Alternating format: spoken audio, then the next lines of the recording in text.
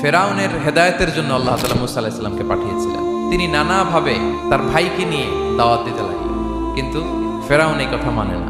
ফেরাউন বলে, তুমি যে নবী, প্রমাণ কি? মুসা আলাইহিস সালাম বলেন, দেখো এই যে আমার হাতে লাঠি। উনি এমন নবী ছিলেন, উনি লাঠি মাটিতে রেখে দিলে ওটা মুহূর্তে সাপ হয়ে যেত।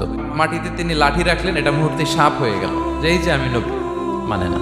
তো মুসা আলাইহিস সালাম বগলের এখান থেকে হাত উঁচু করলে নূরের ঝলকানি হাতের মধ্যে দেখা যেত। উনি নূরের ঝলকানি দেখালেন, এরপরও মানে না। এরকম একটার পর একটা আল্লাহ নবী মুসা আলাইহিস সালাম মুআজিজা দেখাতে লাগলেন, কিন্তু ফেরাউন মানে না। শুধু মানে না এতটুকুই না, সবশেষে আল্লাহ নবী মুসা আলাইহিস সালামকে হত্যার পরিকল্পনা করলো তারা, যে বনি ইসরাইল, মুসা এবং মুসার অনুসারী যারা আছে দুনিয়া থেকে সরাই দিতে হবে।